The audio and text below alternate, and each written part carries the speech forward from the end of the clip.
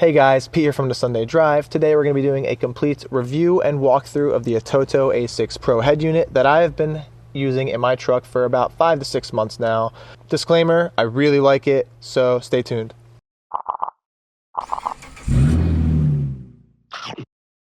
So as I mentioned, this is the ATOTO A6 Pro level model of this head unit.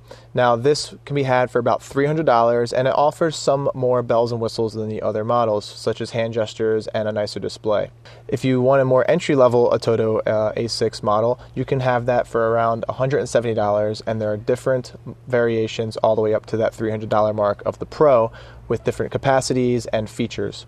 So the first thing I want to get into is how long does this take to boot up from a cold start. So we're going to go ahead and click on this little down arrow here. It brings you to the quick drop menu of Android, and there's a restart button. So hit the restart.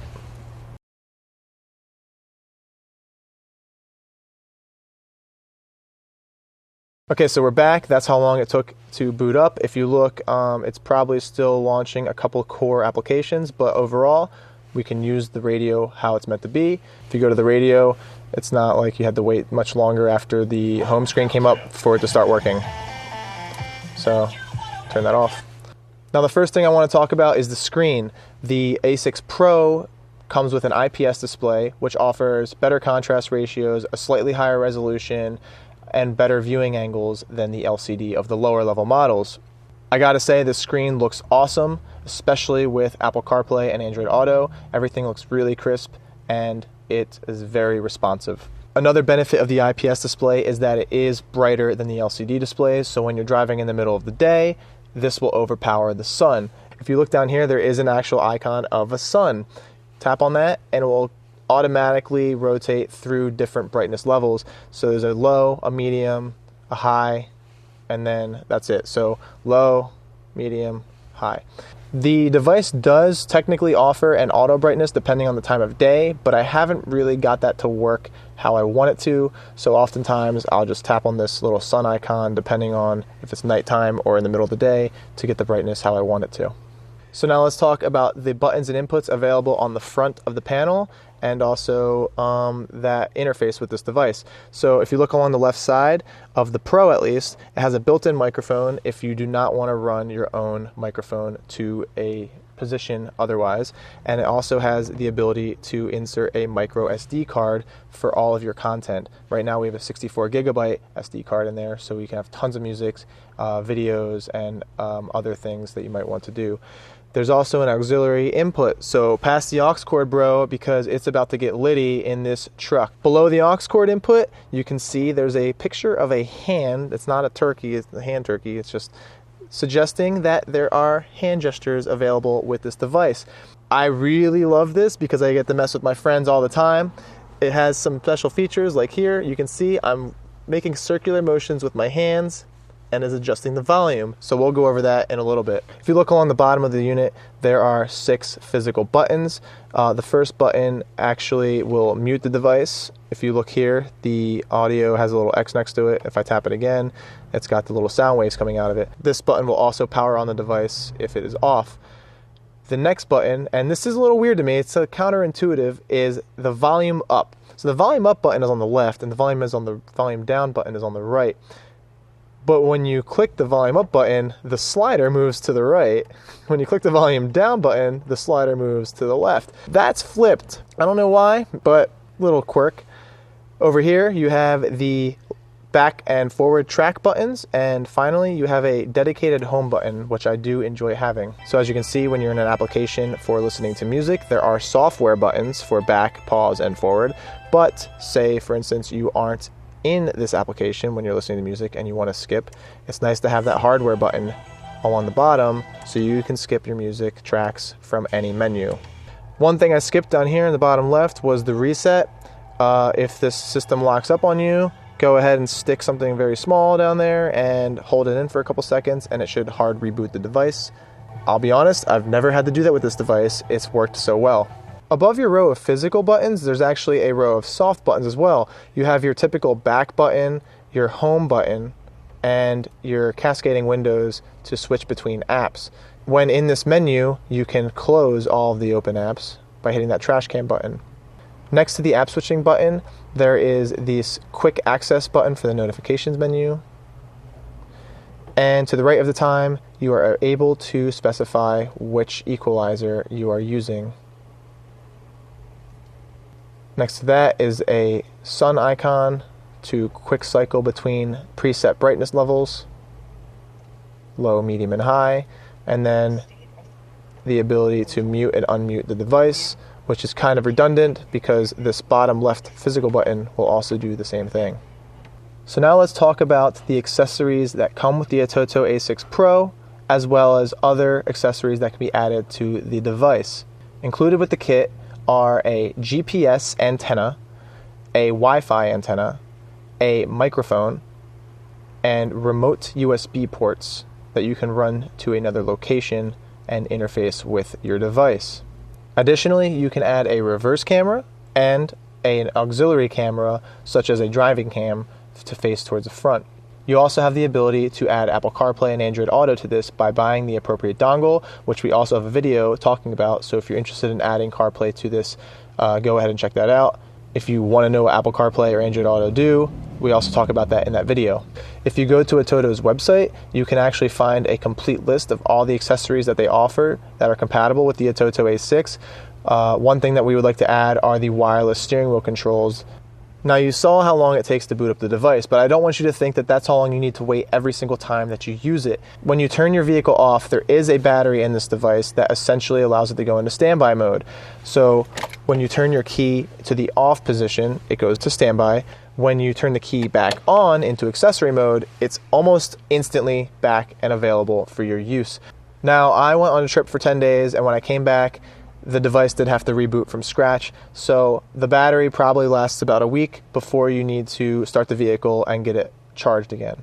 One of the fancy bells and whistles, as I mentioned earlier, of this is gesture control. Now, I have most of them turned off, but my favorite is the one that I showed you previously with controlling your volume levels with your hand. I love to play this little game with my friends in the car to make them think there's some sort of witchcraft going on. If you go to the app menu, you can actually see that there's an app called Gesture preloaded on the device, and this will give you the ability to customize which gestures do what. The circle clockwise and circle counterclockwise are what adjusts my audio levels. There's also things like move down, move forward, and move backwards. So let's try out the move forward, and I will make that map to the home. So when I move my hand up in front of the gesture control sensor, it should take me to the home menu. Boom. So I turn that off though, because I do find that sometimes, this is where my shifter is for the truck, I'll accidentally activate gestures that I don't want to use. While we're talking about apps that are preloaded on the device, you can see here that there is something called DVR. That is a recording software, so if you have a front-facing camera or like a front driving camera, you can collect that video file and save it. You can control whether it's recording or not.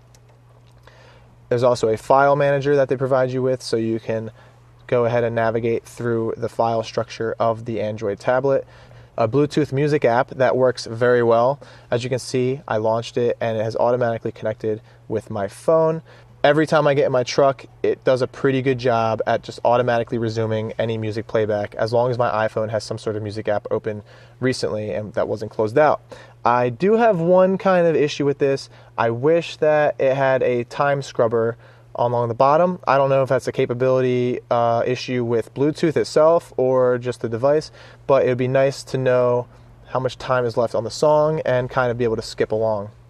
While we're in this Bluetooth app, you can see that you can use a dial pad and make phone calls when you're connected to a phone. You can see your recent phone calls, and you can share your contacts list. So this is Bluetooth 1, which is interesting. So take note on this. Bluetooth 1 is how you stream your music. So my phone is connected to that.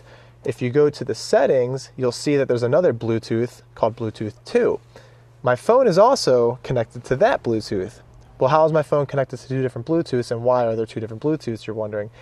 This Bluetooth 2 is primarily used for data tethering. So while Bluetooth 1 is for phone calls and audio, Bluetooth 2 is used for data transfers, tethering, and other things like that. Next up, we have this app called Easy Connection. So this is kind of a neat little thing that they have, almost unusable in my opinion, but if you hook up your phone to AirPlay, your Apple iPhone, you can connect to this device and you can mirror your screen to it. But it's not the same kind of mirroring that you would get with Apple CarPlay per se. So as you can see here, I'm in the Easy Connection app. If you want to be able to replicate your screen to the device, you actually need to set up a personal hotspot first. So go to the personal hotspot function on your phone, allow the ATOTO head unit to connect to it, and then what you're going to do is go to screen mirroring on your iPhone and select the EC Mirror WB, and boom, you can see that the phone is being mirrored wirelessly to the head unit. In this orientation, it's not the most useful thing. If you go to your Photos app on your iPhone, you can see that it will mirror your picture to the device. Here's a good example. If you're in mail, there's a portrait. If you go to landscape mode, You have to blur all that. now it'll take up the whole screen. Now, in order to use Easy Connect with your Android phone, say for instance you click on Android USB and you plug your phone in, what it does is it says please connect your phone and enable USB debugging mode, but then it also gives you a QR code for an app that you're supposed to download. Now, this is a function that we haven't really been able to experiment with, but it is there. You can use the same thing with the Android Wi-Fi as I did with my phone. But like I said, this isn't the most useful feature here. If you want to use that kind of stuff, honestly, just get the dongle that allows you to use Apple CarPlay and Android Auto on your device. Next up, you can see that ATOTO has actually preloaded the Torque application, which is a great app for car stuff. Basically, what you do is you buy a Bluetooth module that plugs into the OBD2 port, and you can see a bunch of diagnostic information on your vehicle. So this is a type of device that you would need in order to interface with the Torque app and get diagnostic info of your vehicle. So you'll plug this into the OBD2 port of your vehicle. The first time you plug in the OBD2 transponder, you're going to have to go to your settings and find your Bluetooth 2 menu and connect to the OBD2 Bluetooth adapter.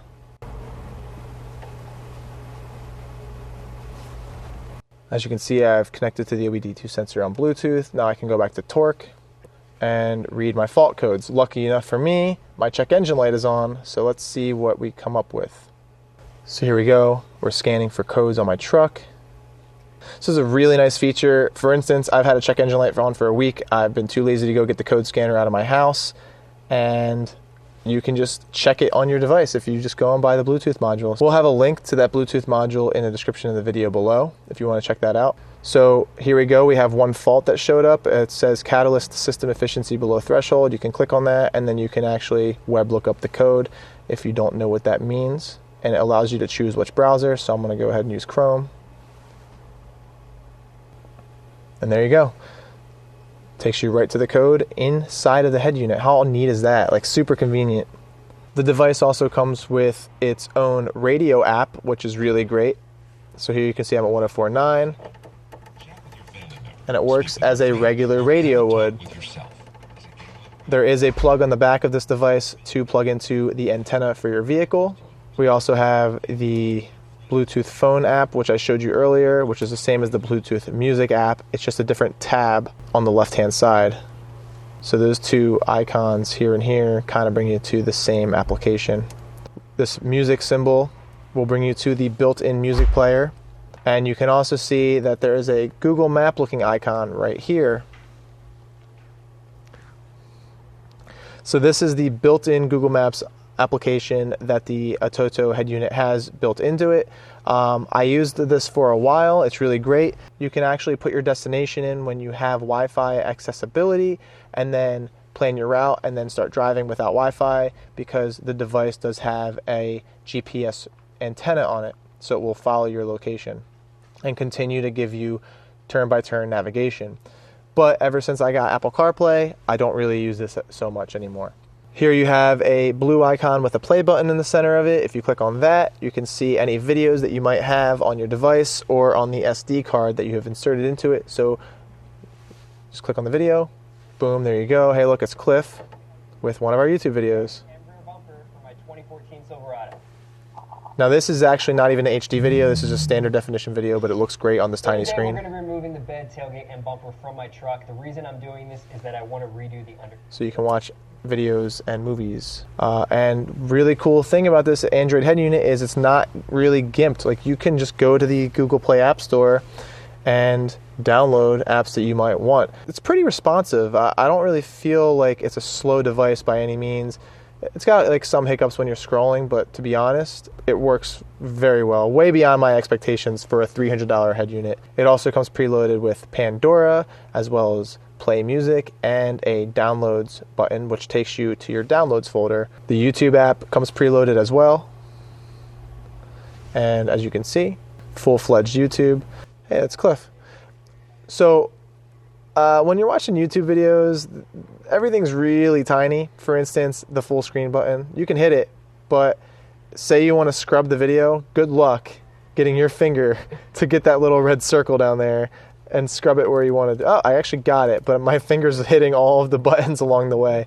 So I guess it works. And like I said, look how good the video looks. I mean, you probably can't tell too much, but in person, the screen looks great.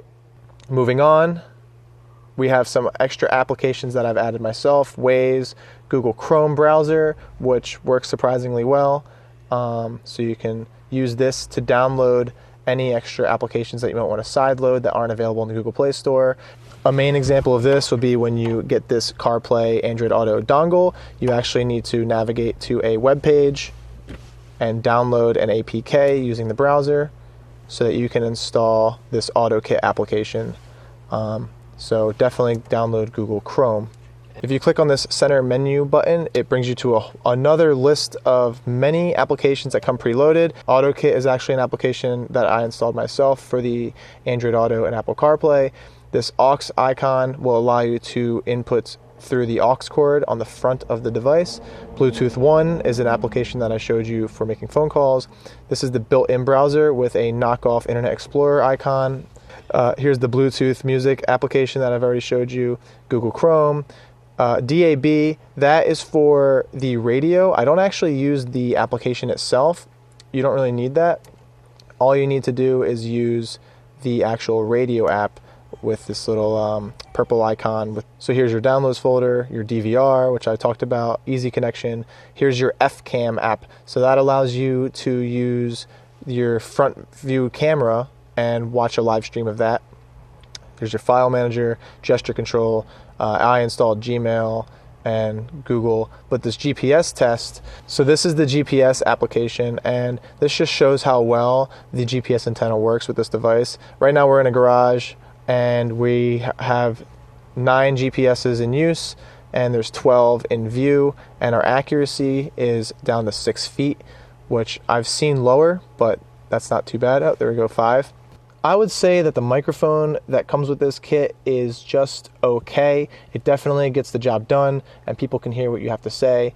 Overall, it's good enough. The Wi-Fi does a really good job at picking up wireless networks. I can pick up my home Wi-Fi pulling into my driveway, and my driveway is about 500 feet long. So overall, I'm very pleased with the capabilities of the Wi-Fi. If I throw the truck into reverse, you can see that the reverse camera automatically kicks on. My review of this is that it works very well, even in low light at night. I have no problem seeing where I'm backing up to. It never hurts to add more lights, but based on just the factory reverse lights that my truck has, it works really good. One cool feature of this is when you pop the truck into reverse, the head unit automatically lowers the volume of the audio because everyone knows that lowering the music makes you drive better. If you want to know how to install the review camera of this device, go ahead and check out the video above and also linked in the description below. So the ATOTO offers 2 USB inputs. One is primarily for data connections and the other is for a high-speed 2 amp charging. The quick charge app here will allow you to choose between a standard charge and a quick charge. So right now I have quick charge enabled, meaning that it will push up to 2 amps out to my phone when I need to charge it. Quick Pick is just a gallery for looking through pictures on your SD card or on the device. Radio is for the actual radio, which, like I said earlier, works very well. It has good scan features. I don't know how to use all the functions of this radio application, but it's pretty simple to just figure out for basic functionality. Like I showed you in the beginning when I rebooted the device, there's this button down here on the bottom that allows you to pull down the notification menu, and ATOTO has given you some quick access buttons. One of them is a screenshot. So hit the screenshot button. As you can see, it just took a screenshot of the device. There's a quick button for the Bluetooth 1, which is for audio streaming and phone calls, so you can toggle that on and off. There's your restart. Speed up will pretty much kill all the apps and clear your RAM. Funny thing about that is you actually don't want to keep your RAM clear, because in Android, RAM that's not being used is wasted RAM. So I actually never use that unless the device is really acting wonky, which doesn't happen very often. There's also a sound equalizer. So if you click on sound, you can come to this equalizer adjuster and change it to match whatever type of music you're listening to. If you click on dance, you can see the equalizer changes accordingly, pop, flat, etc. We also have the ability to disable the Wi-Fi and put the device into standby mode, as well as access the settings. Below all these quick access menus, don't forget the slider here for brightness of the screen. Like I said, the screen gets pretty bright. We'll leave it around 50%. Down here are notifications on an app per app basis. When there's a lot of apps, there's actually a little trash can icon that you can tap there and it will clear them all out. Now let's take a look at the settings menu. So go ahead and click on the gear icon, and this is the settings menu for Android. It's not fully fledged like a normal version of Android. This is the modified ATOTO version of Android, so they only give you what you need really, but you have access to Wi-Fi, Bluetooth 2. You can see how much data usage this device has used. Say you're tethering it to your phone, you can track exactly how much it's using if that's something you're concerned about. And there's a more button. More only has VPN in it. I don't use that, so not very important. If you go down to the device settings, you can see that you can choose which apps are selected for default. And there's a steering wheel program, so I guess you can program which buttons do what when you hook up the wireless steering wheel controls. Here you have video watching prohibition. Funny thing is they spelled prohibition wrong. So there's like little typos throughout the menu systems here that I think are kind of quirky, kind of funny too. But you can turn that on if you want so that you can't watch videos while you're driving. There's also the image reversed for rear cameras. So if you don't want to use the rear view camera that we have, or you just prefer to drive backwards in reverse, I don't know why, you can go ahead and turn that on.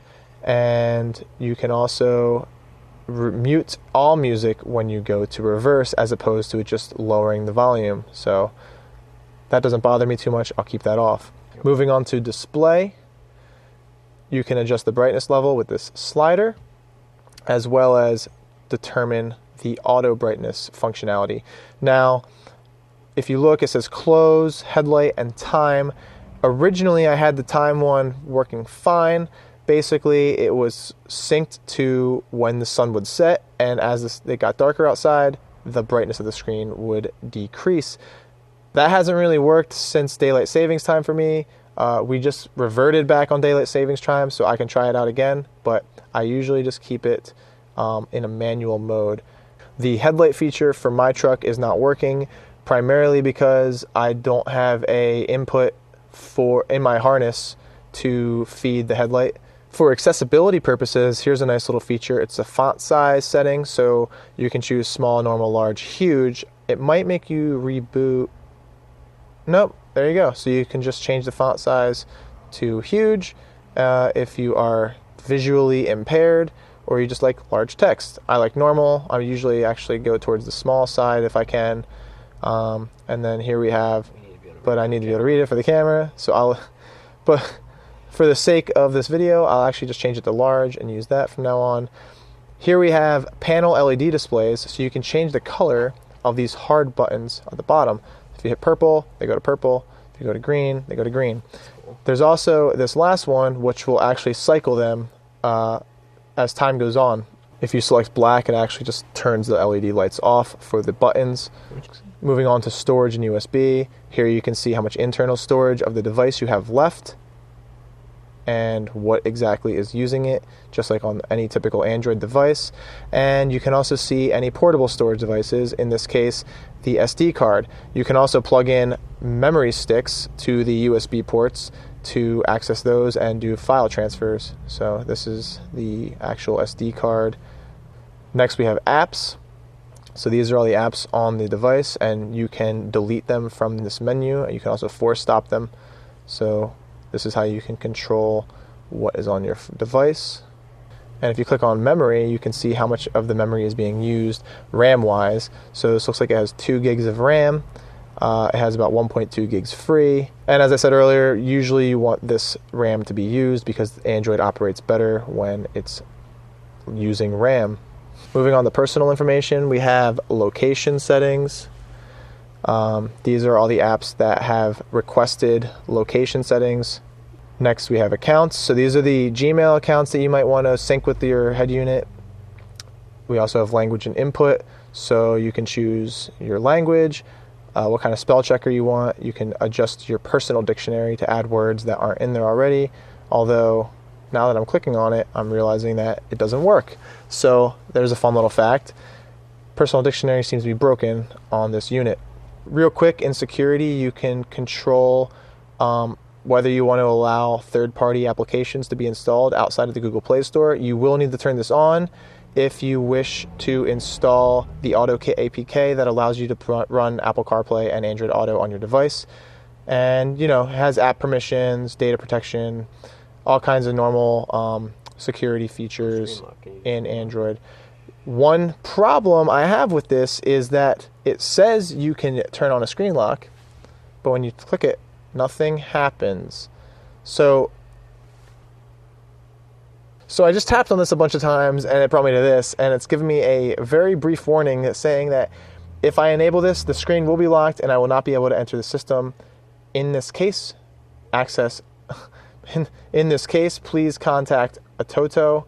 I'm going to go ahead and leave that off. Now, it may just be that if you forget it, and this will actually just allow you to, you know, put a screen lock password or key code or pattern. I'm not willing to find that out right now because we need to shoot the rest of this video. But if your mileage may vary if you turn that little switch on. If you go to the backup and reset menu, you can turn on the backup function, and you can save that probably on your SD card so that you'll always have a backup of your head unit if something were to happen or if you need to wipe it. And the About device. A6 Pro, it's running Android 6.0. This is the kernel version and the Bluetooth version. The build number, as you can see, is ATOTO A6 OS 9.41. This is the specific version of Android that ATOTO has modified to run on this device. At the very bottom of this menu, there's a system update. When you tap it once, nothing happens. If you keep tapping it, nothing happens. So it seems like the system update button is also broken. I don't know if it's only going to work when there's an available system update or if they just don't really intend on updating this operating system. So as we showed you earlier, you can quick select between different equalizer presets by clicking down here with your finger, flat, pop, rock, classical, etc. If you want to get more in depth with this and have more control, go ahead to the settings and click on sound. Here you can control the equalizer presets and change them accordingly. If you do prefer to hook up a subwoofer to this device, there's a subwoofer output option here, and you can turn on a low pass filter with either 80 Hz, 120 Hz, or 160 Hz. You can also go ahead and mess around with the listening position to choose how the audio is output to the speakers. If you just want all of your music front left, you are free to do so. So that's it, guys. Thank you so much for watching. If you feel that we've missed anything, go ahead and leave a comment below. And if you have any questions, we will do our best to answer them promptly. We're going to be shooting another video of an installation of a newer ATOTO head unit in a 2016 Dodge Ram. Now, this new head unit will have Apple CarPlay and Android Auto capabilities built directly into it without the purchase of an additional dongle. Another thing that will be different about this installation is that we will have factory steering wheel controls built into this truck, so we're going to have to interface with those, and there's a factory rear view camera that we're going to have to interface with. So if any of that interests you, be sure to stay tuned for that video. Thank you so much for watching. If you found it to be helpful, please give us a big like and subscribe. Have a good one.